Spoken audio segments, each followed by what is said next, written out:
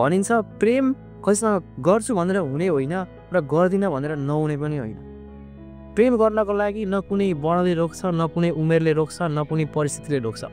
प्रेम भनेको त स्वस्फूर्त रूपमा हृदयको भित्रबाट आउने भावना हो। तर यस्तो भन्दै गर्दाखेरि हामीले प्रेम त जोसँग जति बेला पनि हुनसक्छ, तर हामी सम्बन्धमा जाँदाखेरि चाहिँ, हामी सम्बन्ध निभाउँदै गर्दाखेरि चाहिँ, सम्बन्धमा अगाडि बढ्दै गर्दाखेरि चाहिँ हामीले सोचेर बुझेर जानेर अलिकति आफ्नो बारेमा पनि बुझेर अलिकति अर्को व्यक्तिको बारेमा पनि बुझेर अगाडि बढ्न सकेनौँ भने त्यो सम्बन्धले हामीलाई दीर्घकालमा गएर एकदमै तनाव दिन पनि सक्छ। विगतमा गरेका निर्णयहरू पछि गएर त्यो रिलेसनसिपसँग रिलेटेड निर्णयहरू चाहिँ पछि गएर त्यही नै आफूलाई टाउको दुखाइको विषय पनि बन्न सक्छ, जसले गर्दाखेरि चाहिँ हाम्रो जिन्दगी चाहिँ बर्बाद हुनसक्छ, हामीले सोचे जस्तो नहुन सक्छ। एउटा कुरा गर्न खोजिरहेको काममा हामीले प्रपर तरिकाले ध्यान दिन सकिरहेका हुन्छौँ, जति बेला पनि त्यही कुराले तनाव भइरहेको पनि हुनसक्छ। त्यसैले गर्दाखेरि आजको यस भिडियोमा चाहिँ हामीले यसै विषयमा चर्चा गर्नेवाला छौँ कि हामीले सही साथी कसरी चुज गर्ने त, ताकि जसले गर्दाखेरि चाहिँ हाम्रो जिन्दगीमा समस्या नबढुन्, बरु भएका समस्या घटुन् तर समस्या चाहिँ नबढुन् भनेर चाहिँ के कुरामा ध्यान दियो भने चाहिँ हामीले एउटा सही साथी चुन्न सकिन्छ भनेर आजको यस भिडियोमा हामीले कम्प्लिट यसै विषयमा चर्चा गर्नेवाला छौँ। त्यसैले भिडियो एकदमै प्रभावकारी, एकदमै युजफुल हुनेवाला छ। त्यसैले भिडियोलाई अन्तसम्म हेर्नु नभुल्नु। भिडियो सुरु गर्नुभन्दा पहिले यदि तपाईँ हाम्रो च्यानलमा नयाँ हुनुहुन्छ भने चाहिँ हाम्रो च्यानललाई सब्सक्राइब गरी सँगै आउने बेल आइकनलाई पनि थिच्न नभुल्नु होला है त। नम्बर 1 मा रहेको छ गोल, यानि लक्ष्य। हेर्नुहोस्, तपाईँलाई कोही व्यक्ति यत्तिकै मन पर्न सक्छ, लभ एट फर्स्ट साइट हुनसक्छ, मन पर्न सक्छ, क्रस हुनसक्छ, तपाईँ अगाडि बढ्न सक्नुहुन्छ, उसँग सम्बन्धमा अगाडि बढ्न सक्नुहुन्छ। तर तपाईँले के कुरा ध्यान दिनुपर्छ भने ऊ व्यक्तिको चाहिँ जीवनमा के छ त, उसको जीवनमा लिएर उसको दृष्टिकोण के छ त, उसको लक्ष्य के छ, ऊ के बन्न चाहन्छ, कस्तो क्षेत्रमा उसको रुचि छ, के गर्न चाहन्छ, उसको सोच के हो, कुन दिशामा ऊ गइरहेको छ, यो कुरा चाहिँ तपाईँले एकदमै ध्यान दिनु होला। हेर्नुहोस्, मैले किन भने भन्दाखेरि प्रेमको लागि त्यो कुराले म्याटर गर्दैन, तर सम्बन्धमा अगाडि बढ्नको लागि चाहिँ यस्ता कुराहरूले म्याटर गर्छ। उसको गोल तपाईँको गोललाई कन्ट्रिब्युट गर्ने खालको छ कि छैन, उसले आफ्नो जिन्दगीको लक्ष्य पुरा गर्दै गर्दाखेरि कतै तपाईँको जिन्दगीको लक्ष्यमा बाधक बन्ने त होइन।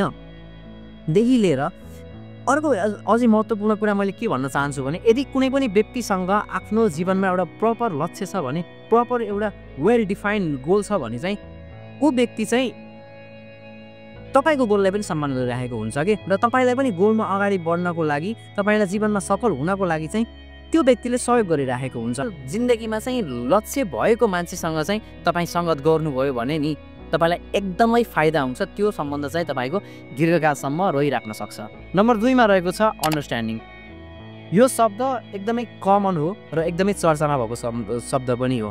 हामीले सुन्दै आएको, सानैदेखि बुझ्दै आएको, देख्दै आएको कुरा भनेको हामीले अन्डरस्ट्यान्डिङ राम्रो हुनुपर्छ भनेर कुरा गर्छौँ। अन्डरस्ट्यान्डिङ को प्रति भन्नाले एकअर्काप्रति राम्रो हुनुपर्छ भनेर भन्छौँ। तर आज म चाहिँ यसको अलिकति फरक पाटोको बारेमा चर्चा गर्ने मान्छु। हेर्नुहोस्, अन्डरस्ट्यान्डिङ एकअर्काप्रति तब मात्रै राम्रो हुनसक्छ जब चाहिँ उसको आफ्नो आफूलाई लिएर अन्डरस्ट्यान्डिङ राम्रो हुन्छ।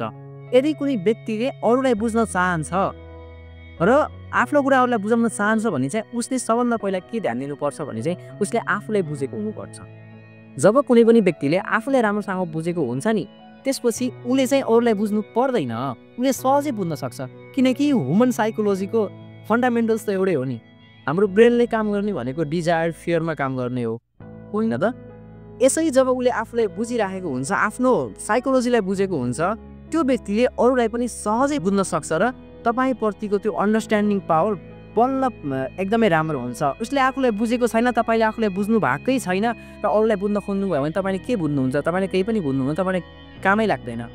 त्यसैले गर्दाखेरि मेक स्योर अरूलाई बुझ्नु होइन, सबभन्दा पहिला आफूलाई बुझ्नतिर लाग्नुहोस्, आफूलाई अब्जर्भ गर्नतिर थाल्नुहोस्, आफ्नो इमोसन्सलाई, फिलिङ्सहरूलाई तपाईँले ध्यान दिएर हेर्न थाल्नुहोस्। कति बेला ट्रिगर भइरहेको हुन्छ, कति बेला म रिसाउँछु, कति बेला म रिसाउँदैन, के कुराले रिस उठ्दो रहेछ, कस्तो इनपुट दियो भने चाहिँ शरीरमा कस्तो असर पर्दो रहेछ भन्ने जस्ता कुराहरूदेखि लिएर कसैले तपाईँले केही भन्दाखेरि कस्तो हुँदो रहेछ, चित्त कतिको दुख्दो रहेछ, यस्ता कुराहरू तपाईँले ध्यान दिनुभयो भने नि अरूलाई भन्दै गर्दाखेरि पनि तपाईँले भनेका शब्दले चाहिँ कसैको चित्त दुख्दैन। अझै रिलेसनसिपको केसमा त यो चित्त दुख्ने कुरा चाहिँ अलिकति ठुलै समस्या हुन्छ।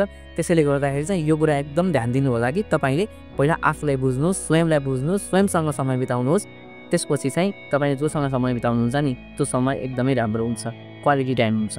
नम्बर 3 मा रहेको छ माइन्डसेट। हेर्नुहोस्, मन त जो पनि पर्न सक्छ। तपाईँ 2-4 दिन जोसँग पनि घुम्न सक्नुहुन्छ, तर तपाईँले जीवन बिताउने सोच्नु भएको छ, लङ टर्मसम्म कुनै पनि सम्बन्ध लाने विषयमा सोचिराख्नु भएको छ भने चाहिँ तपाईँले उसको माइन्डसेट एकदमै बुझ्नु जरुरी हुन्छ। जस्तो कि ऊ चाहिँ कस्तो खालको छ त, उसले जिन्दगीमा के गर्न चाहन्छ, कुनै नयाँ कुरा सिक्न चाहन्छ कि चाहँदैन, आफूमा नभएको त्यो स्किलहरूलाई उसले लर्न गर्न चाहन्छ कि चाहँदैन, कि यत्तिकै तपाईँका हावादारी कुराहरूमा रमाइ मात्रै राखेको छ। यदि त्यस्तो हो भने, तपाईँको हावादारी कुरामा रमाइ मात्रै राखेको छ भने चाहिँ त्यो मान्छेसँग तपाईँ टाढै भएको राम्रो। किनकि हेर्नु, जिन्दगी भनेको कुराले मात्रै चल्दैन, काम गर्नुपर्छ। काम गर्नको लागि उचित सिप हुनु जरुरी छ। यदि राम्रो सिप भएन भने नि त्यो तपाईँको 2-4 दिनको रमाइलो छ नि, त्यसले गएर तपाईँको 2 वर्ष 4 वर्ष होइन 40 वर्षसम्म पनि तपाईँलाई घमाइलो बनाउन सक्छ त्यो रमाइलोले गर्दाखेरि। त्यसैले गर्दाखेरि तपाईँको पार्टनरको माइन्डसेट कस्तो छ, स्किल सेट कस्तो छ, यो कुरामा चाहिँ तपाईँले एकदमै ध्यान दिनुपर्छ। स्किल नयाँ नयाँ कुरा सिक्न खोज्ने खालको छ कि छैन, तपाईँले कन्ट्रिब्युट गर्न खोज्ने खालको छ कि छैन, त्यस्तो खालको मान्छे छैन भने चाहिँ तपाईँ पहिले नै टाढा हुनुभएको एकदमै राम्रो। नम्बर 4 मा रहेको छ थट्स अन प्यारेन्ट्स। हेर्नुहोस्, सपोज तपाईँको पार्टनरले, तपाईँको साथीले तपाईँलाई एकदमै माया गर्छिन्, तपाईँप्रति एकदमै राम्रो झुटाव छ, एकदमै राम्रो लगाव छ, तर उनको चाहिँ आफ्नो आमा बुवालाई लिएर होस्, आफ्नो गार्जेनहरूलाई लिएर होस्, उसलाई चाहिँ यहाँसम्म ल्याउनको लागि जो व्यक्तिहरूले कन्ट्रिब्युट गर्नुभएको छ, साथ सपोर्ट गर्नुभएको छ, उहाँहरूलाई लिएर होस्, यस्तोमा चाहिँ उसको थट के छ भन्ने कुरा जान्न चाहिँ एकदमै जरुरी हुन्छ। यो किन भन्नुहुन्छ भने चाहिँ हेर्नुहोस्, तपाईँसँग मात्रै राम्रो व्यवहार गरेर त्यो मान्छे राम्रो भन्ने कुरा, त्यो विश्वास गर्नु भनेको एकदमै मूर्खता हो। त आफ्नो खुट्टोमा आफै बचेर हान्नु जस्तै हो। किनकि जिन्दगी बिताउनको लागि त तपाईँसँग मात्रै राम्रो सम्बन्ध भएर भएन नि त, अरूसँग पनि अथवा उसको ठुलो बडा मान्छेहरूसँग पनि जसलाई उसले सम्मान गर्नुपर्ने हो, जसले चाहिँ उसलाई यहाँसम्म ल्याएको छ, त्यस्ता व्यक्तिहरूलाई चाहिँ यदि उसले सम्मान गर्दैन भने नि त्यो मान्छेबाट पनि तपाईँ टाढै बस्नुभयो भने एकदमै राम्रो हुन्छ है त। नम्बर 5 मा रहेको छ फ्युचर प्लानिङ। हेर्नुहोस्, तपाईँ सम्बन्धमा बसिसकेपछि तपाईँले पार्टनरसँग प्लानिङ त गरिराख्नु भएको हुन्छ नि त, त्यो योजना बनाइराख्नु भएको हुन्छ। प्लानिङ गर्दाखेरि तपाईँले एउटा कुरा के ध्यान दिनुपर्छ भने चाहिँ पार्टनर कस्तो छ भन्ने कुरामा चाहिँ जस्तै डिस्कसन गर्दाखेरि हुन्छ, जस्तै नर्मल्ली गसिप गरिरहेको बेलामा पनि हुनसक्छ, उसको चाहिँ फ्युचर लिएर प्लानिङ कस्तो छ त, उसको प्लानिङमा तपाईँको स्पेस कति छ त, तपाईँलाई उसले कतिको प्राथमिकतामा राखिराखेको छ प्लानिङ गर्दाखेरि, अथवा तपाईँले पनि उसलाई कतिको प्राथमिकतामा राखिराख्नु भएको छ।